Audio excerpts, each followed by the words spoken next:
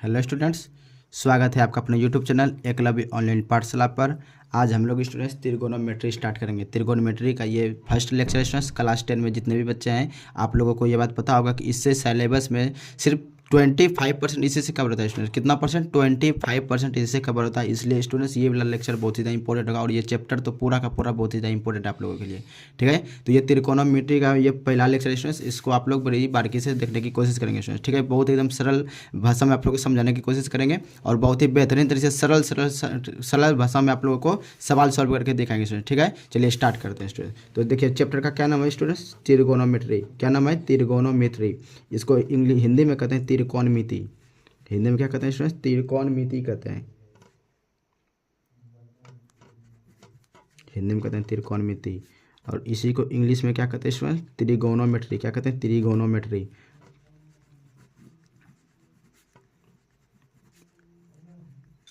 क्या कहते हैं इसके इंग्लिश में? त्रिकोणमिति और इंग्लिश में क्या कहते हैं? त्रिगोनोमेट्री। बहुत ज़्यादा इंपॉर्टेंट है। इससे आप लोगों के एग्जाम में 25%, ठीक है, अगर 100 क्वेश्चन में से अगर 100% का परीक्षा होता है उसमें से 25% यही कवर करता है। ठीक है, 25% यही कवर करता है।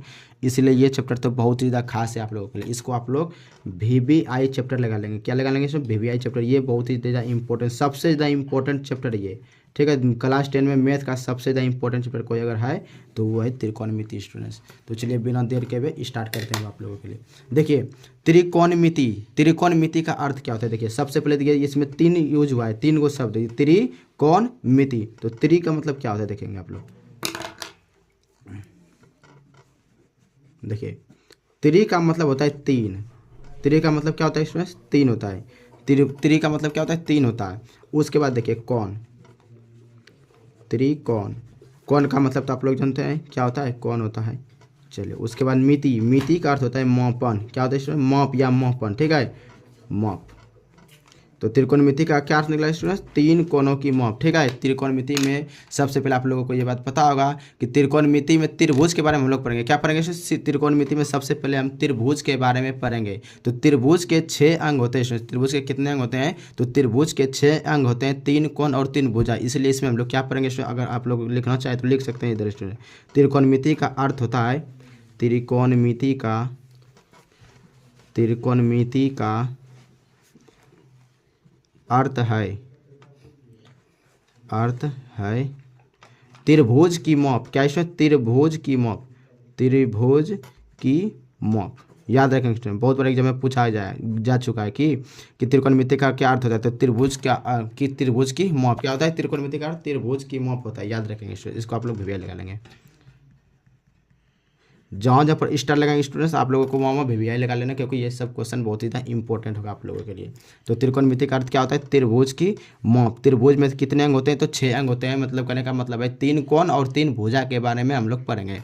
ठीक है सर, तो चलिए नोट लगा लेंगे आप लोग, नोट पर लगा लेंगे नोट।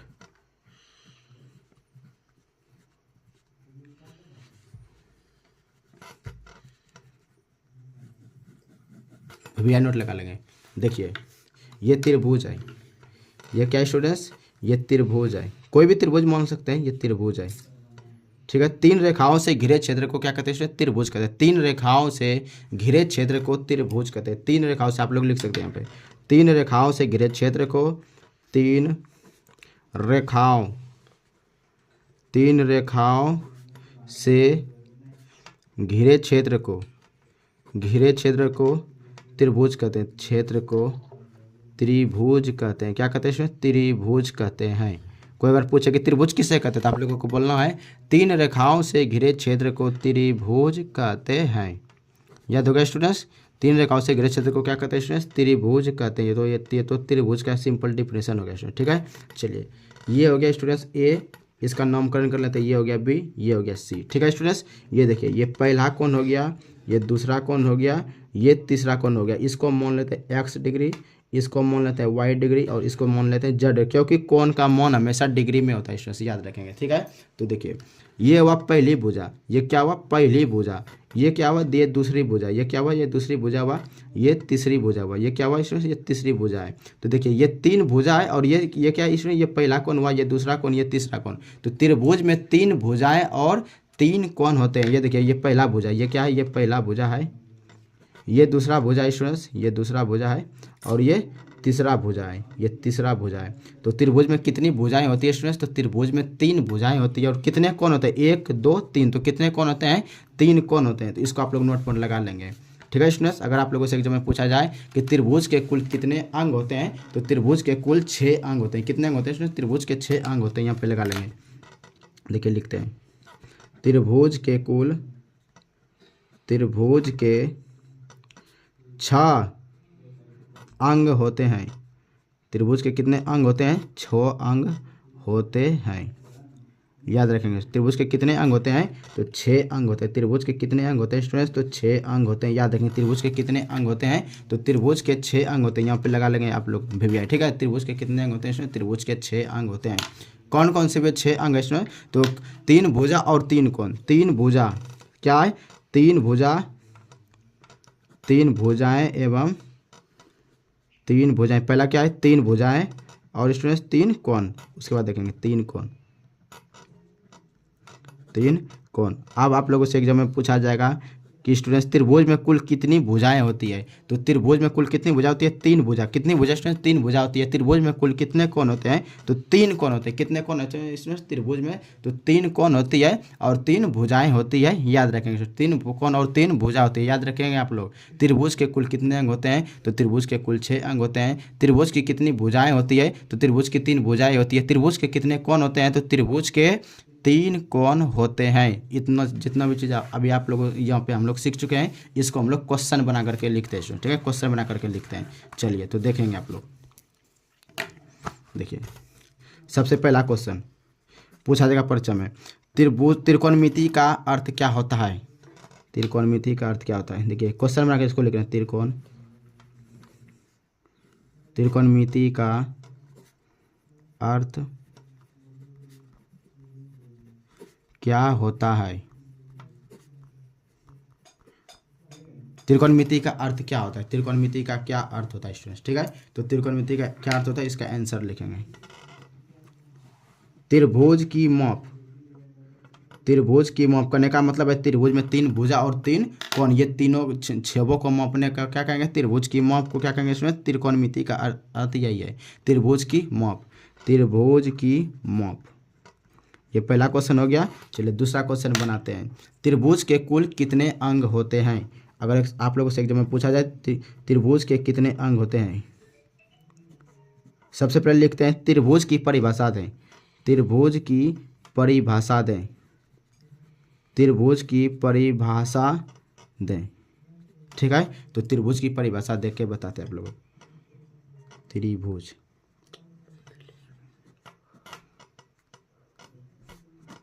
देखिए इसका डिफरेंशिएशन कैसे लिखेंगे? 3 भुजाओं से, 3 रेखाओं से घिरे क्षेत्र को, 3 रेखाओं से,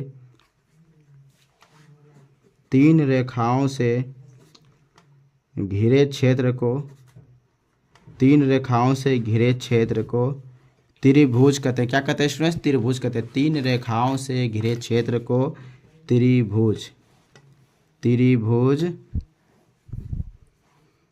कहते हैं स्टूडेंट। याद रखेंगे, 3 रेखाओं से घिरे क्षेत्र को क्या कहते हैं स्टूडेंट्स? तो त्रिभुज कहते हैं। 3 रेखाओं से घिरे क्षेत्र को त्रिभुज कहते हैं। बस इतना सा ही लिखना है, त्रिभुज की परिभाषा दे, त्रिभुज के बारे में इतना ही लिखना है। ठीक है स्टूडेंट्स, त्रिभुज अब 6 प्रकार के होते हैं। ठीक है, ठीक है, कितने प्रकार के? 6 प्रकार के होते हैं। उसके बारे में हम लोग नेक्स्ट टाइम पढ़ेंगे। ठीक है, चलिए इसके बाद पढ़ते हैं।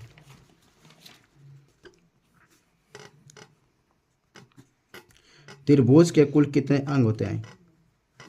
त्रिभुज के कितने अंग होते हैं? त्रिभुज के कितने अंग होते हैं? तो इसका आंसर होगा 6।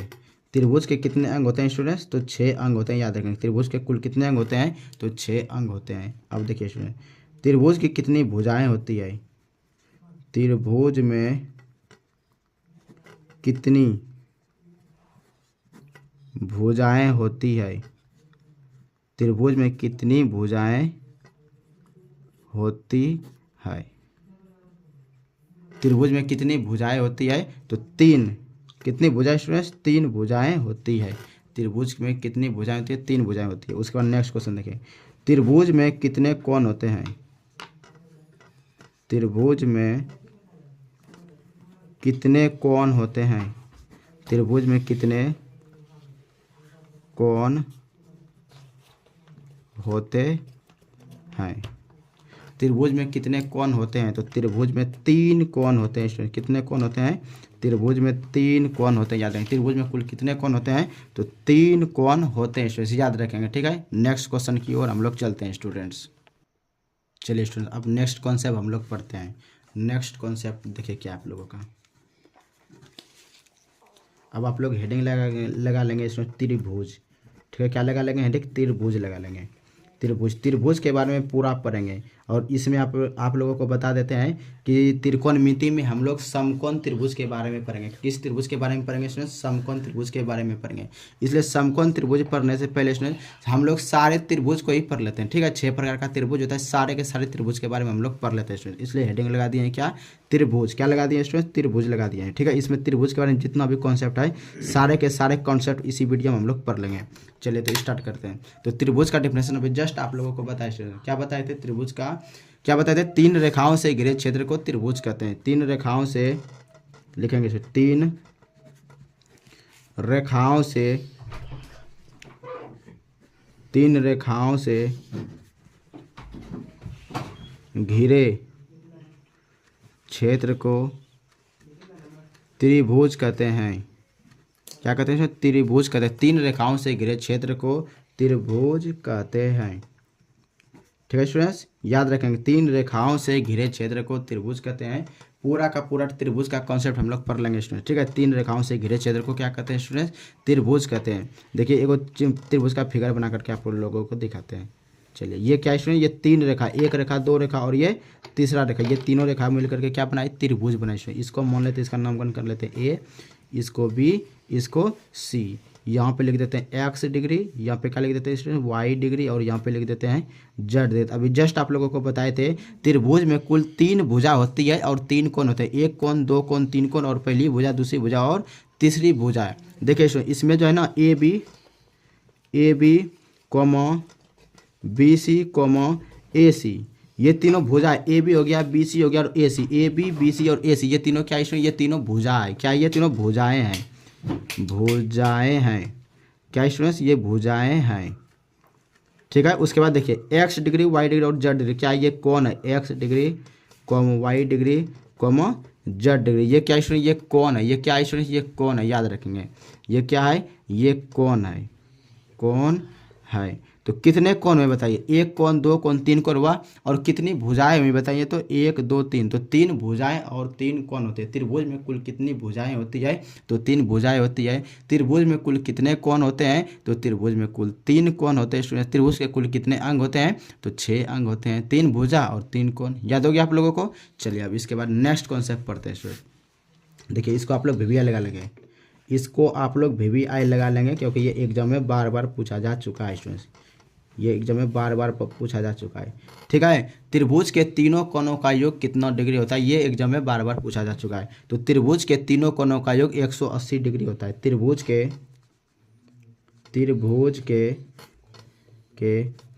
तीनों कोणों का योग, तीनों कोणों का योग, त्रिभुज के तीनों कोणों का योग 180 डिग्री होता है। त्रिभुज के तीनों कोणों का योग कितना होता है स्टूडेंट्स, तो 180 डिग्री होता है, याद रखेंगे। त्रिभुज के तीनों कोणों का योग 180 डिग्री होता है। त्रिभुज के तीनों कोणों का योग कितना डिग्री होता है स्टूडेंट्स, तो 180 डिग्री होता है। आप लोग इसको VVI लगा लेंगे। कितना डिग्री होता है स्टूडेंट, 180 डिग्री होता है। ये एग्जाम में बार बार पूछा जा चुका है स्टूडेंट। ठीक है, त्रिभुज के तीनों कोणों का योग कितना होता है, 180 डिग्री। कहने का मतलब है कोण A प्लस कोण B प्लस कोण C बराबर 180 डिग्री, यही करने का मतलब है। ठीक है, कोण A का मान, कोण B का मान और कोण C का मान अगर ये तीनों जोड़ेंगे तो 180 से बड़ा कभी नहीं होगा, 180 के बराबर होगा। किस तरह बराबर होगा, 180 के बराबर होगा। इसको इस तरह लिख सकते हैं, या इसको इस तरह भी लिख सकते हैं, या इसको। कोण A का मान कितना है, कोण A का मान है x डिग्री, इसको लिख सकते हैं x plus Y plus Z degree. ये तीनों मिला करके कितना होगा स्टूडेंट, ये तीनों मिला करके 180 डिग्री होगा। ये तीनों मिला करके कितना होगा स्टूडेंट, 180 डिग्री होगा, याद रखेंगे। आप लोग इस तरह भी इसको लिख सकते हैं स्टूडेंट्स। ठीक है, चलिए अब हम लोग नेक्स्ट कॉन्सेप्ट की ओर चलते हैं। इसको आप लोग वीवीआई लगा लेंगे। त्रिभुज के तीनों कोनों का योग 180 डिग्री होता है। इसको एग्जाम में बार बार पूछा जा चुका है स्टूडेंट। ठीक है, अब हम लोग नेक्स्ट कॉन्सेप्ट की ओर पढ़ते हैं। अब हम लोग पढ़ते हैं त्रिभुज कुल कितने प्रकार के होते हैं। तो स्टूडेंट्स याद रखेंगे, लिखेंगे भुजा के आधार पर, भुजा के आधार पर त्रिभुज 3 प्रकार के होते हैं। भुजा के आधार पर त्रिभुज कितने प्रकार के होते हैं, तो 3 प्रकार के होते हैं स्टूडेंट, याद रखेंगे।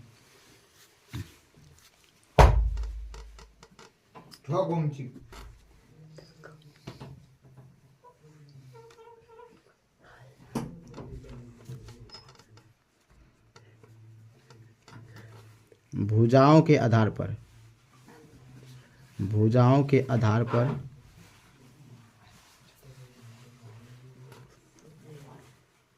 भुजाओं के आधार पर, ठीक है, भुजाओं के आधार पर त्रिभुज 3 प्रकार के होते हैं।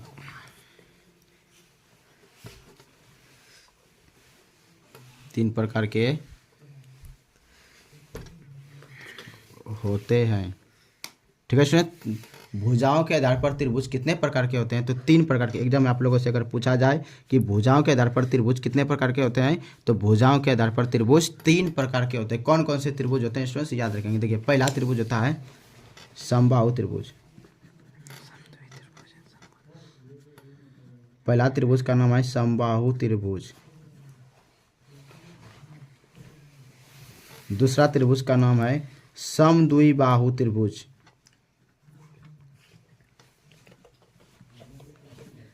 समद्विबाहु त्रिभुज। तीसरा का नाम है स्टूडेंट्स विषमबाहु त्रिभुज। तीसरा का क्या नाम है, विषमबाहु त्रिभुज। विषमबाहु त्रिभुज, तीसरा का क्या नाम है स्टूडेंट, विषमबाहु त्रिभुज है। अब एक एक करके हम लोग तीनों को क्या करेंगे स्टूडेंट, डीलिंग करेंगे। चलिए पहला का डिफिनेशन लिखते हैं। देखिए पहला का समबाहु त्रिभुज,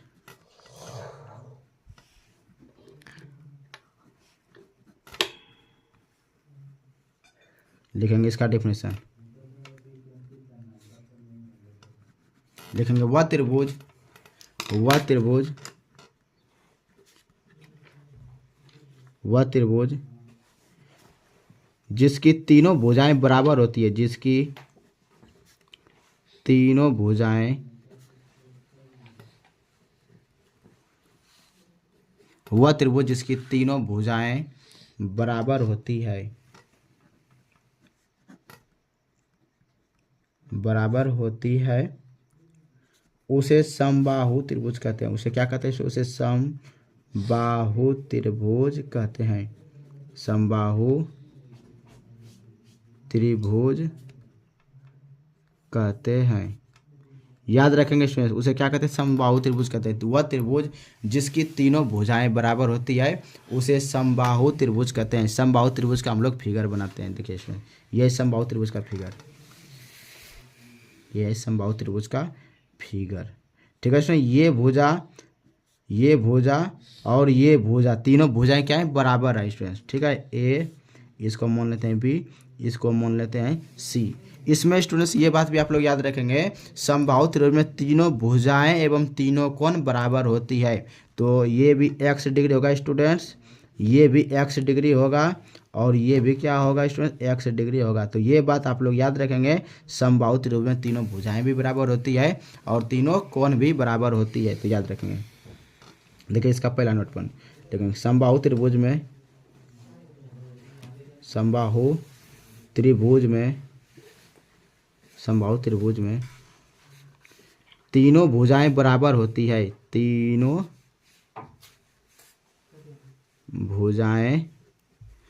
भुजाएं बराबर होती है स्टूडेंट, बराबर होती है।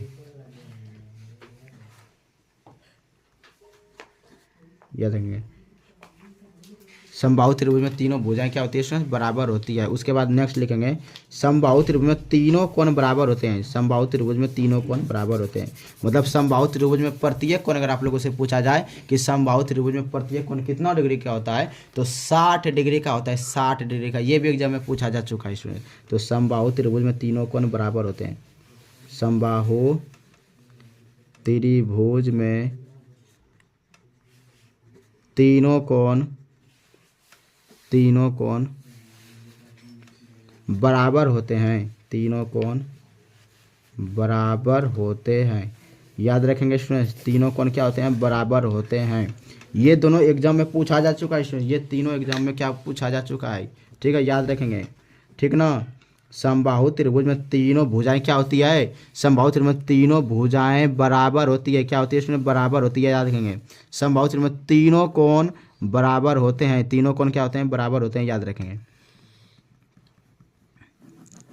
समबाहु त्रिभुज में तीनों भुजाएं बराबर होती है, समबाहु त्रिभुज में तीनों कोण बराबर होते हैं, याद रखेंगे, ये दोनों पॉइंट याद रखेंगे। उसके बाद एक और नेक्स्ट पॉइंट होता है समबाहु त्रिभुज के रिगार्डिंग, देखिए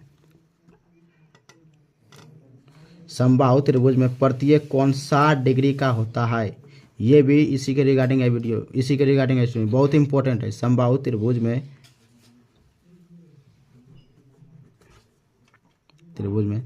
प्रत्येक कोण 60 डिग्री का होता है, प्रत्येक कोण 60 डिग्री का होता है, 60 डिग्री का होता है, ये भी इंपॉर्टेंट है स्टूडेंट, ठीक है। समबाहु त्रिभुज में प्रत्येक कोण कितने डिग्री का होता है स्टूडेंट, तो 60 डिग्री का होता है, ठीक है। समबाहु त्रिभुज में प्रत्येक कोण कितने डिग्री का होता है, तो 60 डिग्री का होता है स्टूडेंट, कितने डिग्री का होता है, 60 डिग्री का होता है, याद रखेंगे। समबाहु त्रिभुज में प्रत्येक कोण कितने डिग्री का होता है स्टूडेंट्स, तो 60 डिग्री का होता है, बहुत इंपॉर्टेंट है ये, ठीक है। समबाहु त्रिभुज के बारे में जितना भी था सारा चीज़ का पढ़ चुके हैं। समबाहु त्रिभुज में वह त्रिभुज जिसकी तीनों भुजाएं एवं तीनों कोण बराबर होती है, या तीनों भुजाएं बराबर होती है, उसे समबाहु त्रिभुज कहते हैं, उसे क्या कहते हैं, समबाहु त्रिभुज कहते हैं, याद हो गया। उसके बाद देखिए समबाहु त्रिभुज में तीनों भुजाएं बराबर होती है, समबाहु त्रिभुज में तीनों कोण बराबर होते हैं, समबाहु त्रिभुज में प्रत्येक कोण 60 डिग्री का होता है, याद हो गया आप लोगों को। चलिए उसके बाद नेक्स्ट पढ़ेंगे समद्विबाहु त्रिभुज के बारे में, क्या पढ़ेंगे, समद्विबाहु त्रिभुज के बारे में पढ़ते हैं। चलिए स्टूडेंट्स हेडिंग लगा लेंगे आप लोग, समद्विबाहु त्रिभुज, दूसरा में हेडिंग लगा लेंगे। ये पहले चित्र किसका है स्टूडेंट, ये चित्र है समबाहु त्रिभुज का, लिख लेंगे आप लोग।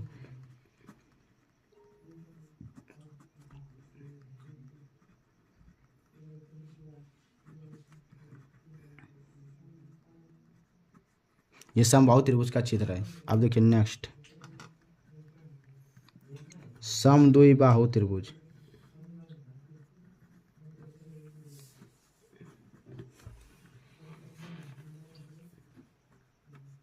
समद्विबाहु त्रिभुज, इसका भी डिफिनेशन हम लोग बहुत ही सरल भाषा में पढ़ते हैं, लिखेंगे वह त्रिभुज जिसमें दो भुजाएं एवं दो कोण बराबर होती है उसे समद्विबाहु त्रिभुज कहते हैं, क्या कहते हैं इसमें, समद्विबाहु त्रिभुज कहते हैं, लिखेंगे वह त्रिभुज।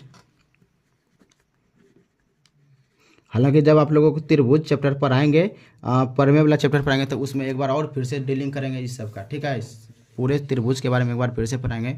लेकिन त्रिकोणमिति में आप लोगों को सिर्फ समकोण त्रिभुज के बारे में पढ़ना होता है, लेकिन आप लोगों को पूरा त्रिभुज के बारे में यहाँ भी एक बार पढ़ा देते हैं, एक बार त्रिभुज में भी पढ़ाएंगे। तो वह त्रिभुज जिसमें दो भुजाएं बराबर होती है, वह त्रिभुज जिसमें दो भुजाएं बराबर होती है उसे समद्विबाहु त्रिभुज कहते हैं, क्या कहते हैं, समद्विबाहु त्रिभुज कहते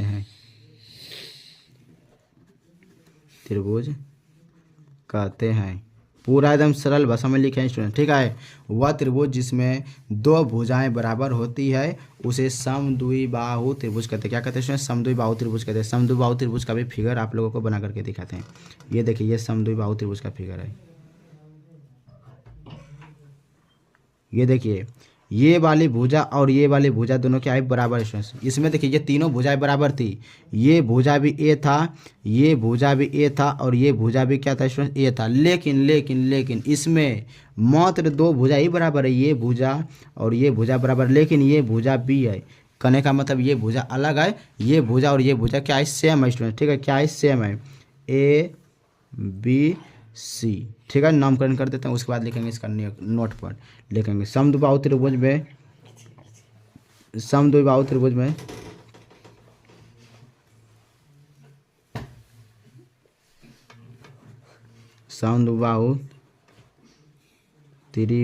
में दो भुजाएं एवं दो कोण बराबर होते हैं, दो भुजाएं एवं दो कोण बराबर होते हैं, बराबर होते हैं, याद रखेंगे इसमें, ठीक है।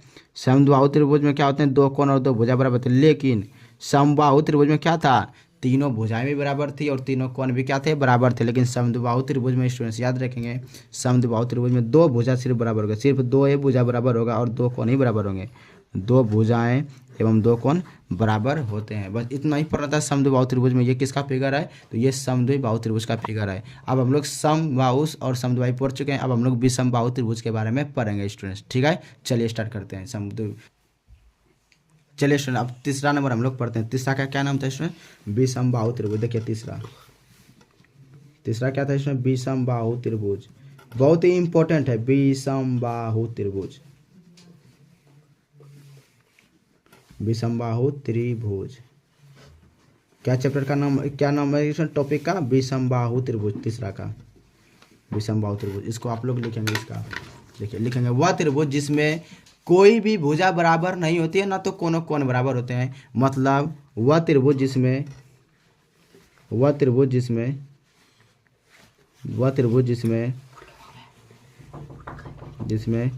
तीनों भुजाएं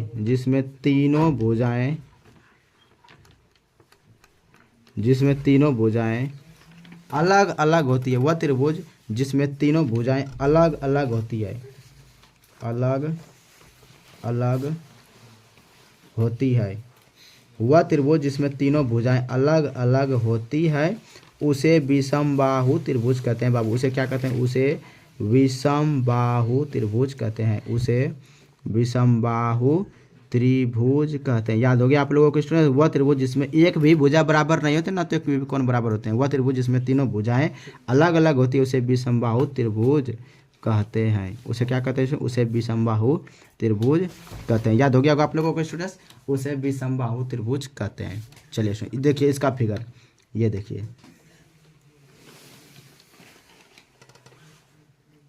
ये विषमबाहु त्रिभुज का फिगर है, ए बी सी, ठीक है स्टूडेंट, ये ए बी और ये सी है, ठीक है स्टूडेंट्स। इसमें देखिए ये कोण मान लिया कि 110 डिग्री है, ठीक है, क्योंकि विषमबाहु त्रिभुज में क्या होता है स्टूडेंट्स, सब अलग अलग होता है, ठीक है। इसको मान लिया कि इसमें कोण का मान नहीं देंगे, ठीक है, इसमें एक्स दे देंगे, इसमें वाई दे देंगे, वाई डिग्री, और इसमें जेड डिग्री, ठीक है, इसमें जेड डिग्री, ठीक है। चलिए इसमें तीनों भुजाएं एवं तीनों कोण क्या होती है, इसमें अलग अलग होती है। देखिए इसमें से कोई भी भुजा ना तो बराबर है, एक भी भुजा, देखिए ये भुजा भी अलग है, ये भुजा भी अलग है, और ये भी भुजा क्या है इसमें अलग अलग है। तो इसमें तीनों भुजाएं क्या इसमें अलग अलग है। तो इसका सबसे इम्पोर्टेंट नोट पॉइंट है, लिखेंगे यहाँ पे, विषमबाहु त्रिभुज में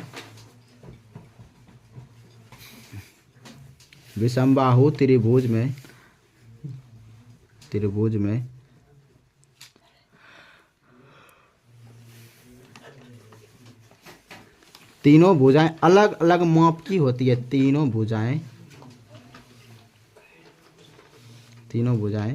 अलग अलग माप की होती है, अलग अलग माप की होती है। बस इतना याद रखेंगे, अलग अलग माप की होती है, ठीक है स्टूडेंट्स। विषमबाहु त्रिभुज में तीनों भुजाएं क्या होती है स्टूडेंट्स, अलग अलग माप की होती है। देखिए कॉपी को आप लोग रंगा कर पढ़ेंगे ना, तब लगता है कि हाँ विद्यार्थी पढ़ने वाला है। विषमबाहु त्रिभुज में तीनों भुजाएं क्या होती है स्टूडेंट्स, तीनों भुजाएं अलग अलग, याद रखेंगे, तीनों भुजाएं अलग अलग होती है, तीनों भुजाएं क्या होती है स्टूडेंट्स, अलग अलग माप की होती है। याद रखेंगे तीनों भुजाएं अलग अलग माप की होती है, बस इतना ही याद रखेंगे। विषमबाहु त्रिभुज उतना ज़्यादा इंपॉर्टेंट है नहीं, खाली एक चित्र लिख लेंगे, विषमबाहु त्रिभुज, विषमबाहु त्रिभुज। चलिए स्टूडेंट्स, विषमबाहु त्रिभुज का ये फिगर था। चलिए स्टूडेंट, अब हम लोग भुजा के आधार पर पढ़ चुके हैं, अब हम लोग क्या करेंगे स्टूडेंट्स, अब हम लोग पढ़ेंगे कोण के आधार पर। चलिए लिखेंगे रिंग, कोण के आधार पर, कोण के आधार पर, कोण के आधार पर त्रिभुज तीन प्रकार के होते हैं, त्रिभुज तीन प्रकार के होते हैं। याद रखेंगे, ठीक है। कोण के आधार पर त्रिभुज कितने प्रकार के होते हैं? तो त्रिभुज कितने प्रकार के होते हैं? इसमें 3 प्रकार के होते हैं। कोण के आधार पर त्रिभुज 3 प्रकार के होते हैं। कोण के आधार पर त्रिभुज 3 प्रकार के होते हैं। कोण के आधार पर त्रिभुज कितने प्रकार के होते हैं? इसमें 3 प्रकार के होते हैं। पहला त्रिभुज का नाम जानेंगे आप लोग। पहला त्रिभुज का नाम है समकोण, सॉरी न्यून कोण त्रिभुज। न्यून कोण त्रिभुज, न्यून कोण त्रिभुज।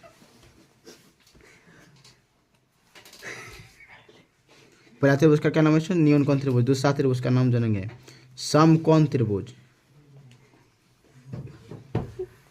समकोण त्रिभुज, ठीक है स्टूडेंट्स। उसके बाद तीसरा नंबर पढ़ेंगे अधिक कोण त्रिभुज, अधिक कोण त्रिभुज, अधिक कोण त्रिभुज, अधिक कोण त्रिभुज।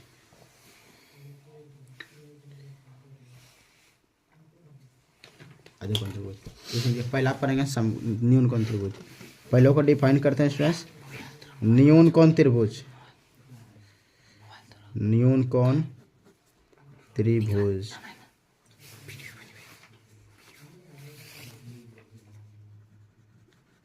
न्यून कोण त्रिभुज लिखेंगे वह त्रिभुज जिसमें वह त्रिभुज जिसमें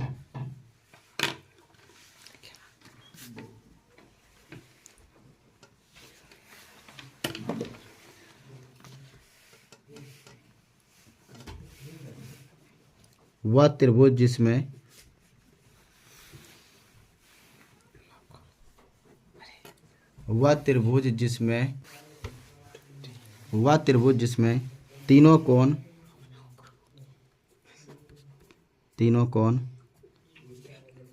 90 डिग्री से छोटा होता है। 90 डिग्री से छोटा होता है। 90 डिग्री से छोटा होता है। वह त्रिभुज जिसमें तीनों कोण 90 डिग्री से छोटा होता है उसे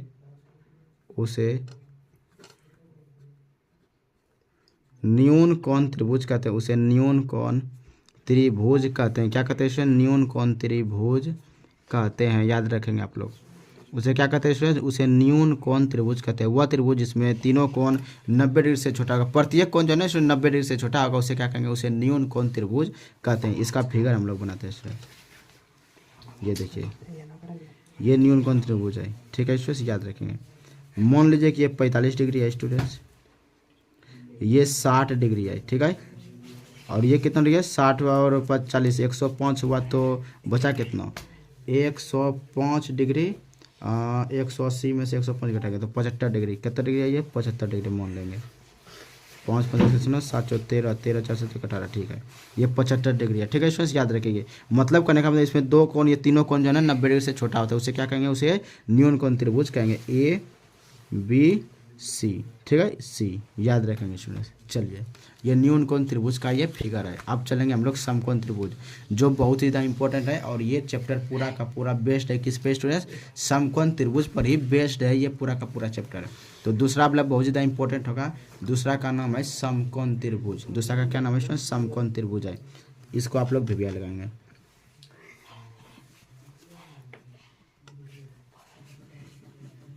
इसको आप लोग क्या लगा लेंगे? भिविया लगा लेंगे। यही है वो इम्पोर्टेंट त्रिभुज, समकोण त्रिभुज। समकोण त्रिभुज क्या नाम है स्टूडेंट्स? समकोण त्रिभुज नाम है चैप्टर का। समकोण त्रिभुज लिखेंगे वह त्रिभुज जिसमें एक कोण 90 डिग्री का यह समकोण होता है। वह त्रिभुज जिसमें एक कोण समकोण, वह त्रिभुज जिसमें एक कोण समकोण या 90 डिग्री का होता है। 90 डिग्री का होता है उसे समकोण त्रिभुज कहते हैं। उसे क्या कहते हैं? उसे समकोण त्रिभुज कहते हैं। याद रखेंगे, उसे क्या कहते हैं? उसे समकोण त्रिभुज कहते हैं। याद रखेंगे स्टूडेंट्स, क्या कहते हैं? उसे समकोण त्रिभुज कहते हैं। वह त्रिभुज जिसमें वह त्रिभुज जिसमें एक कोण समकोण, ठीक है, एक कोण समकोण या 90 डिग्री का होता है उसे समकोण त्रिभुज कहते हैं। क्या कहते हैं? इसमें समकोण त्रिभुज कहते हैं। आप लोगों से एग्जाम में पूछा जाएगा वह त्रिभुज, उस त्रिभुज का नाम बताइए जिसका एक कोण समकोण होता है। तो आप लोग बताना है, आप लोगों को समकोण त्रिभुज। क्या बताना है? समकोण त्रिभुज बताना है। समकोण त्रिभुज का फिगर आप लोगों को दिखाते हैं।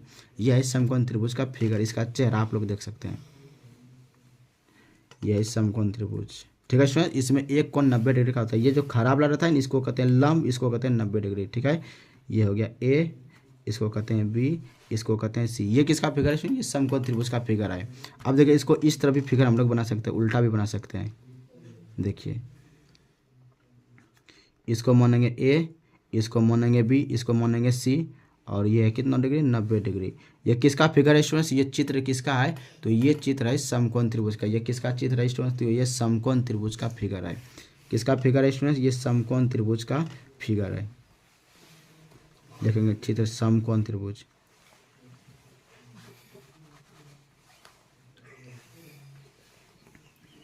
ये कौन सा त्रिभुज है? ये समकोण त्रिभुज है। अब देखिए स्टूडेंट्स, इसमें हम लोग पढ़ेंगे समकोण त्रिभुज को पूरा ही डीपली पढ़ेंगे, क्योंकि ये बहुत ज़्यादा इंपॉर्टेंट है। ये क्या है? बहुत ज़्यादा इंपॉर्टेंट है। तो चलिए इसको पूरा डीपली पढ़ते हैं नेक्स्ट पेज में।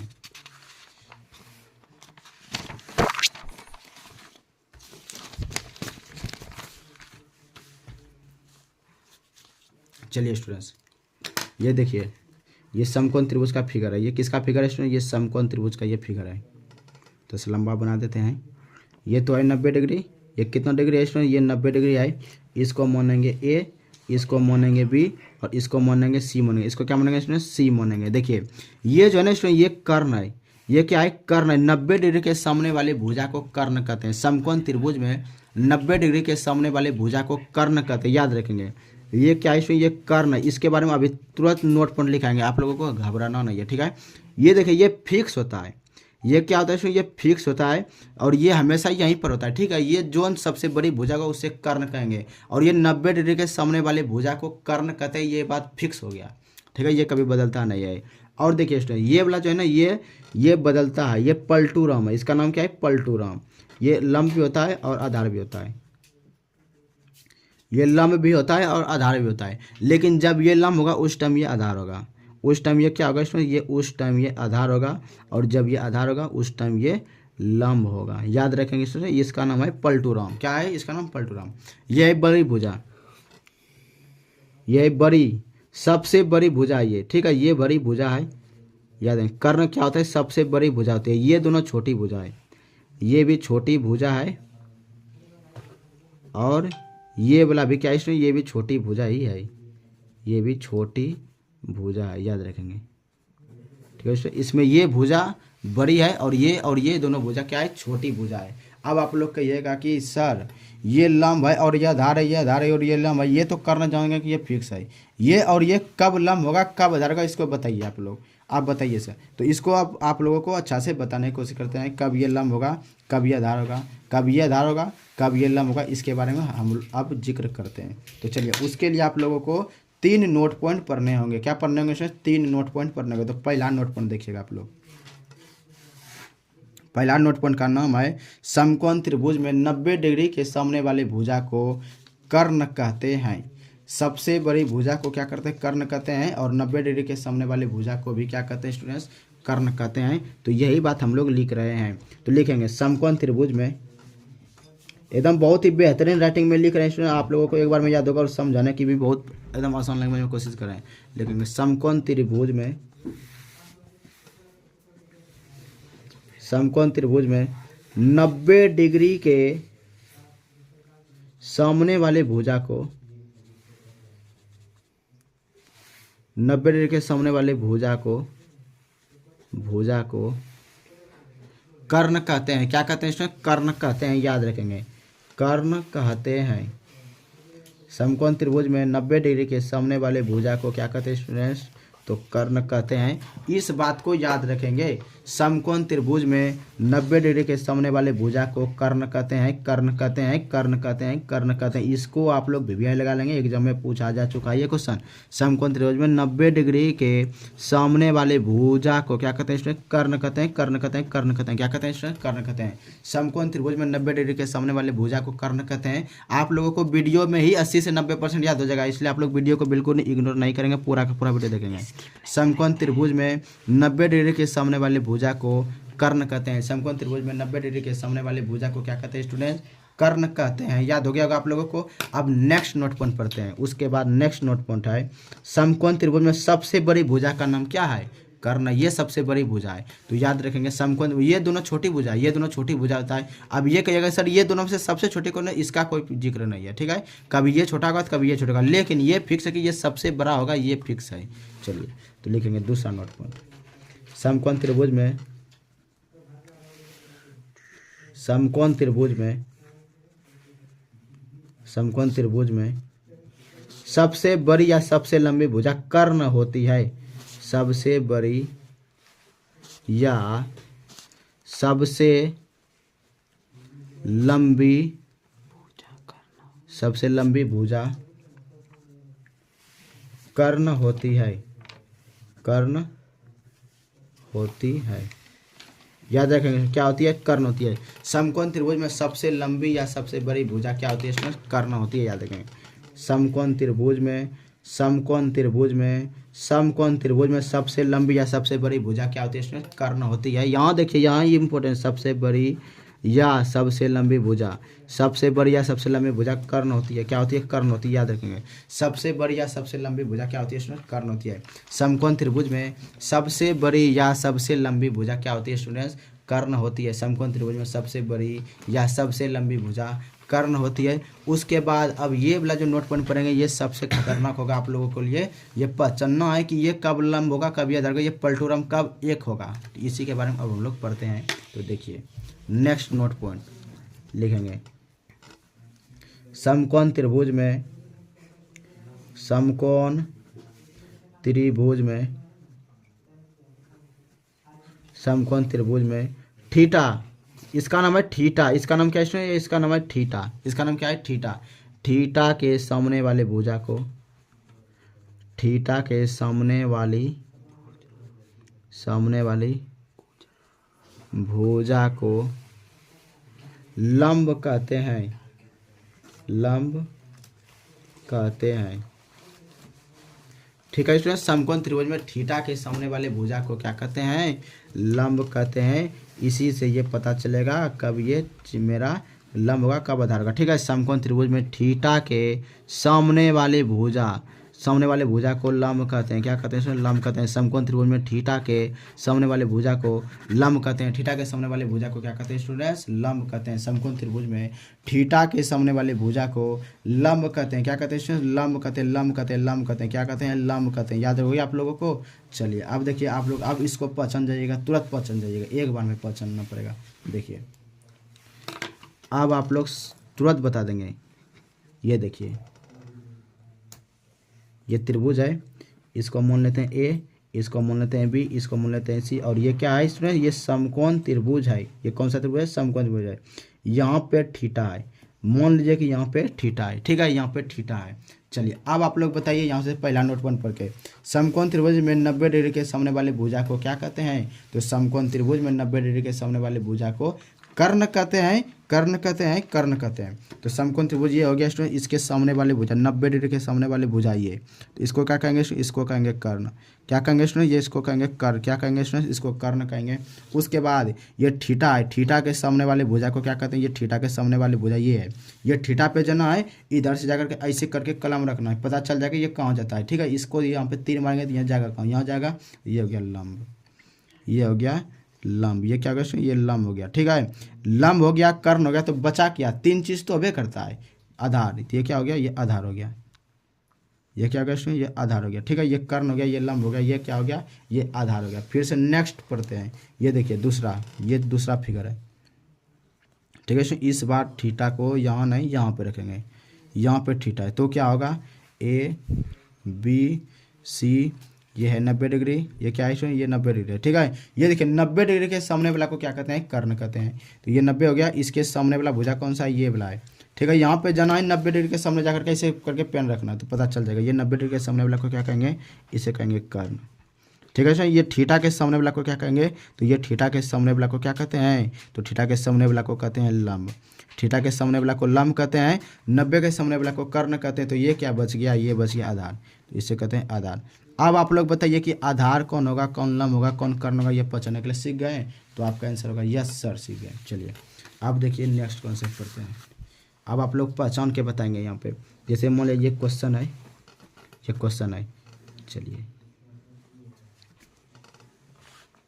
यहाँ पे थीटा है स्टूडेंट्स, यहाँ पे ए है, यहाँ पे बी है, यहाँ पे सी है, और ये 90 डिग्री है। ये क्या है स्टूडेंट, ये 90 डिग्री है। ये है 5 सेंटीमीटर स्टूडेंट्स। ठीक है, ये है 4 सेंटीमीटर और ये है 3 सेंटीमीटर। ठीक है, ये है 3 सेंटीमीटर, ये है 4 सेंटीमीटर, ये है 5 सेंटीमीटर। आप लोगों को इसमें कर्ण बराबर बताना है, कर्ण बराबर बताना है, लंब बराबर बताना है और आधार बराबर बताना है। इसमें क्या बताना है, आधार बराबर बताना है। ठीक है स्टूडेंट्स, क्या बताना है, लंब बराबर, कर्ण बराबर और आधार बराबर बताना है। लेकिन इससे पहले एक चीज़ और हम लोग पढ़ लेते हैं, थोड़ा सा पढ़ लेते हैं ये तीनों का इंग्लिश नेम। ठीक है, इस तीनों का इंग्लिश नेम हम लोग थोड़ा सा पढ़ लेते हैं यहाँ पे। ठीक है स्टूडेंट्स, यहाँ पे थोड़ा सा पढ़ लेते हैं। चलिए इसके नीचे यहीं पे पढ़ लेते हैं। देखिए देखिए ये कर्ण है स्टूडेंट, ये कर्ण, कर्ण को इंग्लिश में कहते हैं हाइपोटेनियस। क्या कहते हैं इसको, कहते हैं इंग्लिश में hypotenuse, HYPO, hypo, TANEOUS, HYPO, hypo, TANEUS, hypotenuse. Hypotenuse क्या कहते हैं इसमें, हाइपोटेनियस। इसको, इसका पहला लेटर क्या है, H, तो इसको सूचित करते हैं स्टूडेंट H से।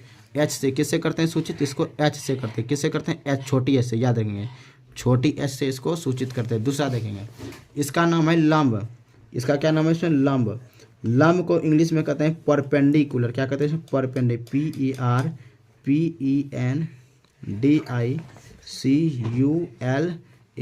क्या होता है, परपेंडिकुलर, परपेंडिकुलर। इसको इंग्लिश में कहते हैं परपेंडिकुलर। इसको सूचित करते हैं इसमें P से, क्योंकि इसका पहला लेटर P है तो इसको सूचित करते हैं छोटी P से, याद रखें छोटी P से। उसके बाद देखिए ये हो गया आधार।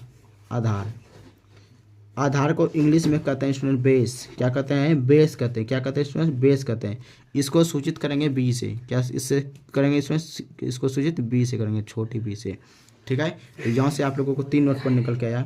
कर्ण, कर्ण को करेंगे H से, सीधा ये बात याद है, कर्ण को करेंगे H से, लंब को करेंगे P से, लंब को P से और आधार को B से।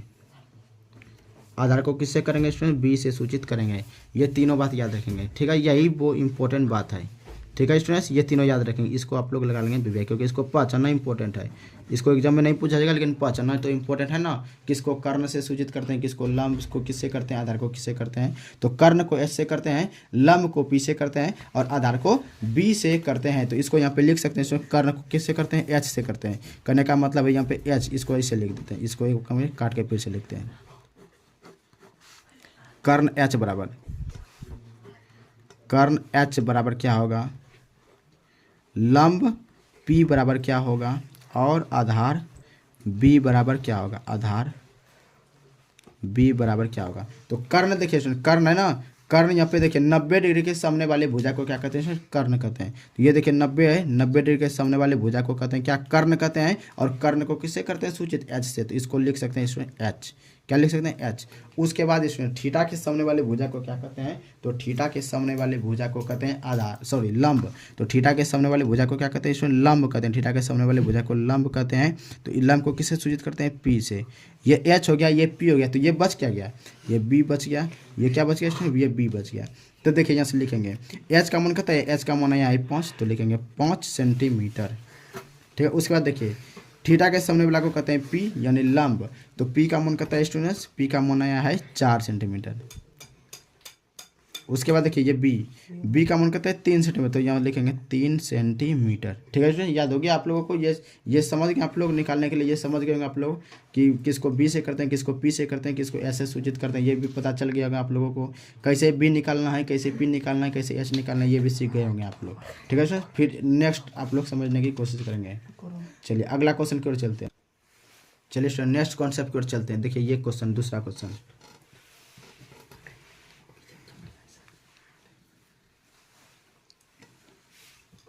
देखिए स्टूडेंट यहाँ पे देखिए ये थीटा है। चलिए इसको मानेंगे ए, इसको बी, और इसको मानेंगे क्या स्टूडेंट, इसको मानेंगे सी। चलिए ये है 90 डिग्री स्टूडेंट। इसको मानेंगे 25 सेंटीमीटर, ये कितना है 25 सेंटीमीटर, और ये है 24 सेंटीमीटर। 24 सेंटीमीटर, ये कितना है इसमें, ये 7 सेंटीमीटर है। कितना है, ये 7 सेंटीमीटर है। ये 25 सेंटीमीटर, ये 24 सेंटीमीटर, ये 7 सेंटीमीटर है। इसमें आप लोगों को बताना है लंब, कर्ण और आधार को बताना है, यानी कि P बराबर बताना है, P बराबर, B बराबर और H बराबर बताना है, लंब, कर्ण और आधार। ठीक है, लंब, कर्ण और आधार बताना, लंब, कर्ण और आधार। आधार को करते हैं B से, कर्ण को करते हैं H से, और लंब को P से। तो P, B और H के बारे में बताना है। तो देखिए इसमें P कितना हो जाएगा, ये देखिए थीटा के सामने वाला को क्या कहते हैं, इसको कहते हैं लंब। थीटा के सामने वाला को कहते हैं P। थीटा के सामने वाला को क्या कहते हैं, इसको कहते हैं P। थीटा के सामने वाला को कहते हैं P। 90 डिग्री के सामने वाला को कहते हैं H। 90 डिग्री के सामने वाला को क्या कहते हैं, H कहते हैं। 90 डिग्री के सामने वाला को कहते हैं H। उसके बाद ये P हो गया, ये H हो गया, तो ये क्या बच गया, ये बच गया B। क्या बच गया, ये B बच गया। ठीक है, तो यहाँ पे लिखेंगे H बराबर कितना हो गया, ये H बराबर हो गया 25 सेंटीमीटर। B बराबर कितना हो गया 24 सेंटीमीटर। P का मान कितना है 7 सेंटीमीटर। कितना हो गया 7 सेंटीमीटर हो गया, 7 सेंटीमीटर हो गया P। B बराबर होगा 24 सेंटीमीटर, और H बराबर कितना हो गया 25 सेंटीमीटर हो गया। ठीक है स्टूडेंट्स, अब देखिए नेक्स्ट कॉन्सेप्ट, ये देखिए दूसरा क्वेश्चन, सेम टू सेम यही क्वेश्चन रहेगा, सेम टू सेम, सिर्फ थीटा को चेंज कर देंगे। ठीक है स्टूडेंट्स, ये थीटा यहाँ से उठा करके यहाँ पे ला देंगे, सिर्फ थीटा को यहाँ लाएंगे, और सेम टू सेम क्वेश्चन रहेगा, 25 सेंटीमीटर, 24 सेंटीमीटर और 7 सेंटीमीटर। ठीक है स्टूडेंट, ये 90 डिग्री है। चलिए थीटा के सामने वाले भुजा को क्या कहते हैं स्टूडेंट्स, थीटा के सामने वाले भुजा को कहते हैं लंब। क्या कहते हैं स्टूडेंट्स, लंब कहते हैं। तो थीटा के सामने वाले भुजा को कहते हैं लंब, यानी इसको करेंगे सूचित किससे, P से। उसके बाद 90 डिग्री के सामने वाले भुजा को क्या कहते हैं, 90 डिग्री के सामने वाले भुजा को कहते हैं H। क्या कहते हैं, H कहते हैं। ये H हो गया, ये P हो गया, तो ये बच गया, ये B बच गया। ये क्या बच गया, ये B बच गया। ठीक है, तो चलिए इसमें बताना है लंब, कर्ण और आधार के बारे में बताना है। करने का मतलब इसमें P को पहचानना है, P बराबर, B बराबर और H बराबर को पहचानना है। इसमें P, B और H के बारे में बताइए। तो P का मान कितना हो जाएगा, इसमें P का मान हो जाएगा 24 सेंटीमीटर। B का मान कितना हो जाएगा, इसमें B का मान हो जाएगा 7 सेंटीमीटर, और H का मान कितना हो जाएगा, H का मान हो जाएगा 25 सेंटीमीटर। क्या हो जाएगा इसमें, 25 सेंटीमीटर हो जाएगा। B का मान 7 सेंटीमीटर, P का मान 24 सेंटीमीटर, और H का मान कितना हो जाएगा इसमें, H का मान हो जाएगा 25 सेंटीमीटर हो जाएगा इसमें। ठीक है, चलिए स्टूडेंट्स, यहीं इस वीडियो लेक्चर में हम लोग यहीं तक रहने देते हैं। अब अगले लेक्चर में जब हम लोग मिलेंगे तब आप लोगों को बताएंगे पाइथागोरस प्रमेय। तब पाइथागोरस प्रमेय के अनुसार आप लोगों को P का, B का और H का 3 फार्मूला हम लोग डिराइव करेंगे। उसके बाद ये तीनों फार्मूला पे आप लोगों को P, B और H निकालने के लिए सिखाएंगे स्टूडेंट। इस वीडियो लेक्चर में हम लोग इतना ही रहने देते हैं। इस वाला वीडियो लेक्चर को, ये वाला वीडियो लेक्चर आप लोग 2 बार 3 बार देखिए स्टूडेंट, आप लोगों को पूरा का पूरा कॉन्सेप्ट समझ में आएगा स्टूडेंट। ठीक है, थैंक यू। आप लोग कल फिर से टाइम पे आप लोग वीडियो को अपलोड हो जाएगा। आप लोग कल वाला वीडियो देखना नहीं भूलेंगे, और ये वाला वीडियो भी देखना नहीं भूलेंगे। ठीक है, इसको वीडियो को बिल्कुल ही स्किप नहीं करेंगे और अंतिम तक देखेंगे। ठीक है स्टूडेंट्स, थैंक यू। आप लोग वीडियो को सब्सक्राइब कीजिए, चैनल को सब्सक्राइब कीजिए, लाइक कीजिए और दोस्तों के साथ शेयर कीजिए स्टूडेंट। Thank you.